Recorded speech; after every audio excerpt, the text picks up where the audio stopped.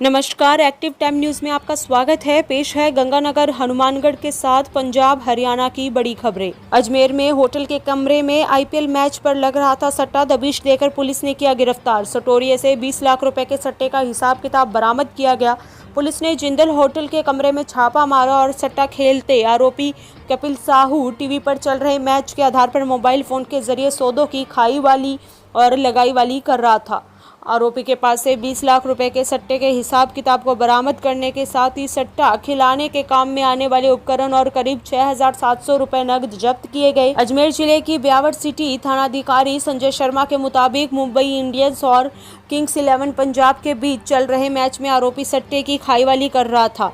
Police ने hotel के कमरा नंबर 102 में इस कार्रवाई को अंजाम दिया।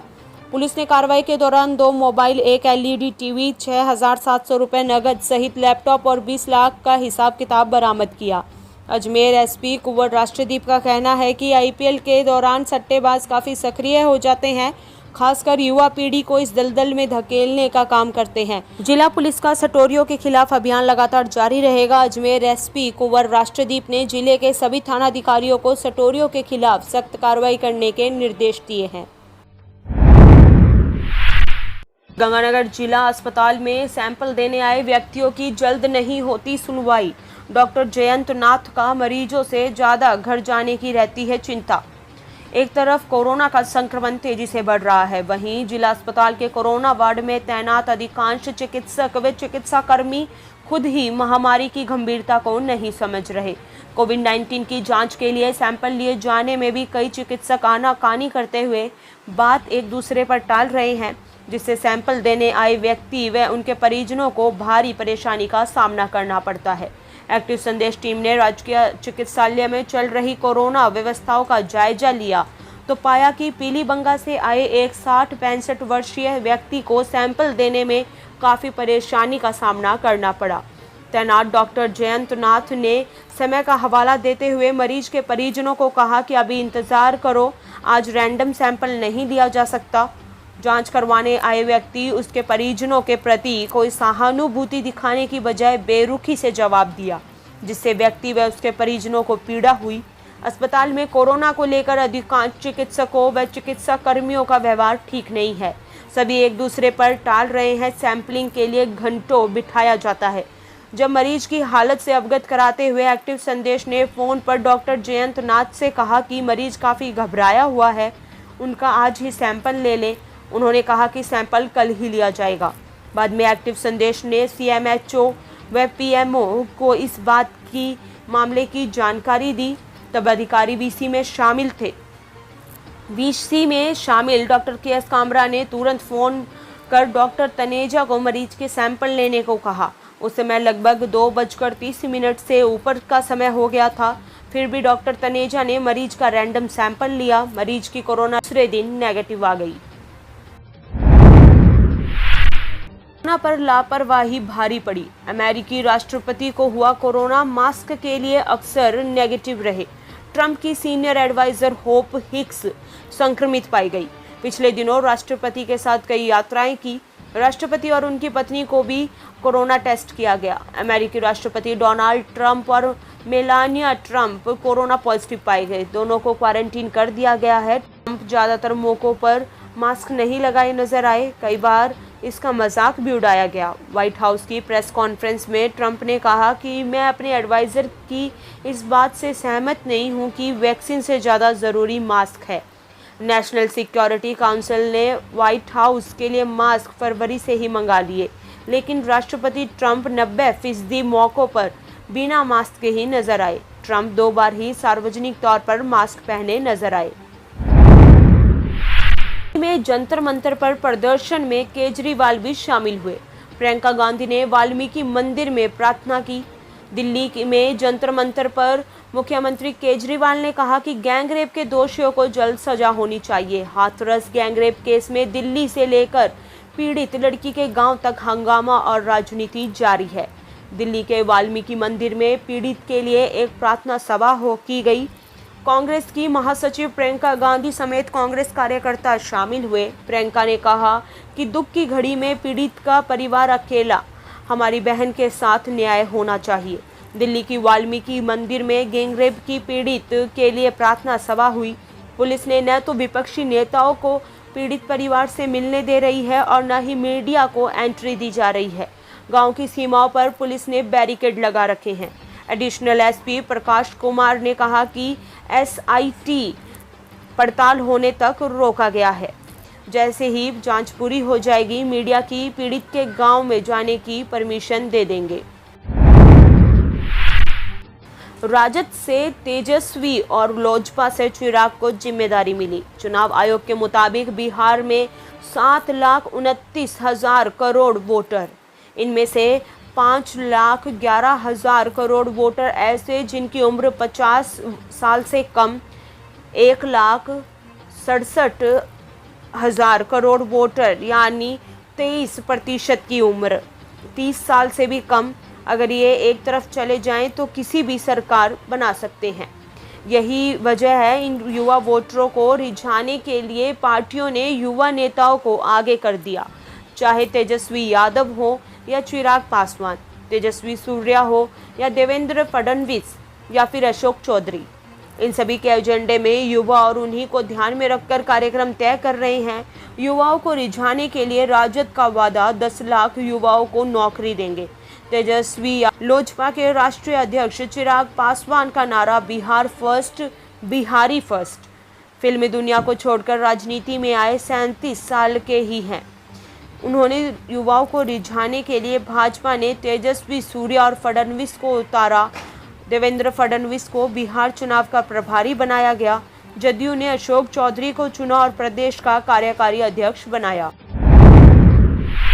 में लगा बायोवेस्ट के ढेर। श्री गंगानगर में राजकीय जिला अस्पताल में सफाई व्यवस्था का बुरा हाल है।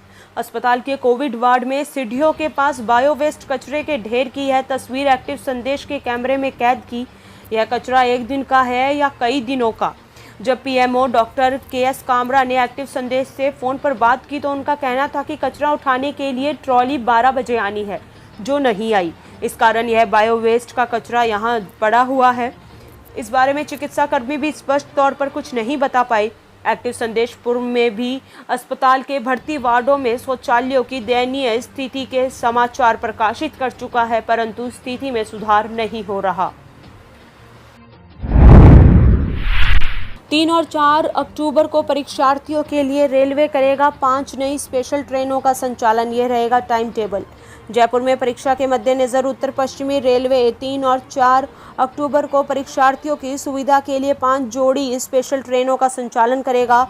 आगामी 4 अक्टूबर को होने वाली यूपीएससी परीक्षाओं को ध्यान में रखते हुए उत्तर पश्चिम रेलवे 5 जोड़ी नए स्पेशल एक्सप्रेस पैसेंजर ट्रेन शुरू करेगा। इन 5 जोड़ी ट्रेनों के जरिए परीक्षार्थियों को परीक्षा सेंटर तक आने जाने की सुविधा मुहैया करवाई जाएगी।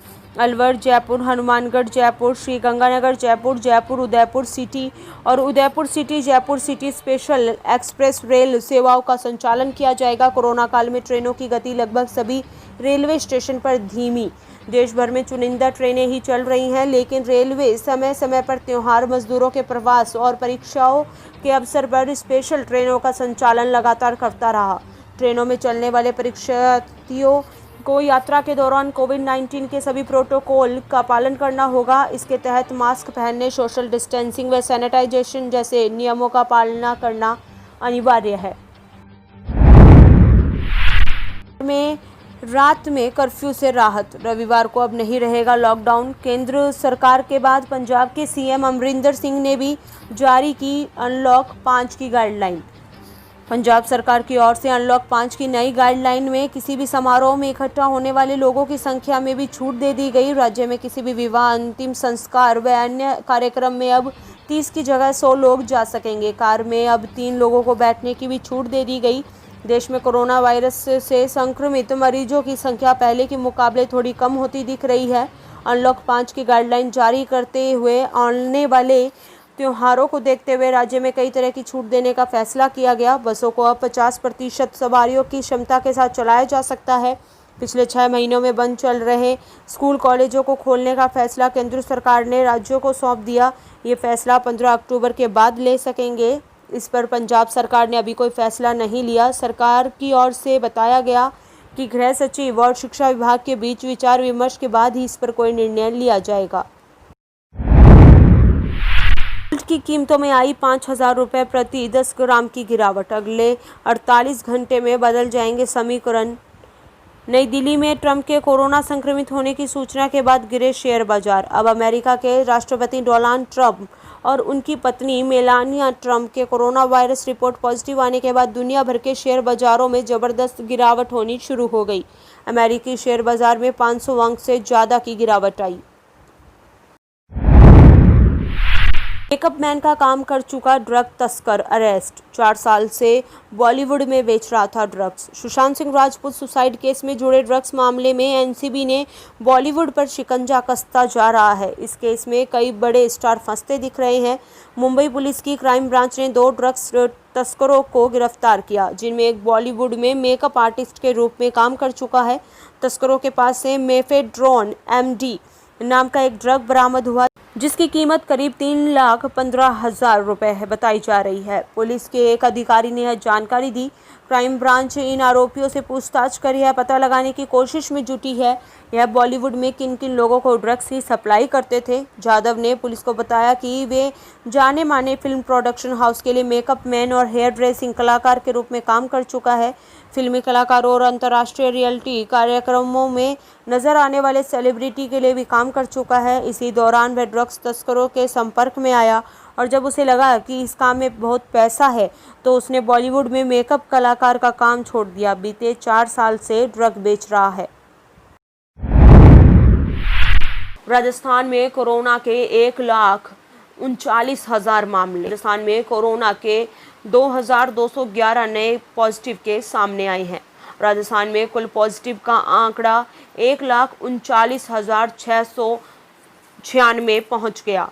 इनमें टोंक में 2, अजमेर, अलवर, भीलवाड़ा, बीकानेर, धौलपुर, जयपुर, जैसलमेर, झालावाड़, झुंझुनू, जोधपुर, करौली, कोटा, नागौर, पाली में एक की मौत हो गई, जिसके बाद कुल मौत का आंकड़ा 1,516 पर पहुंच गया।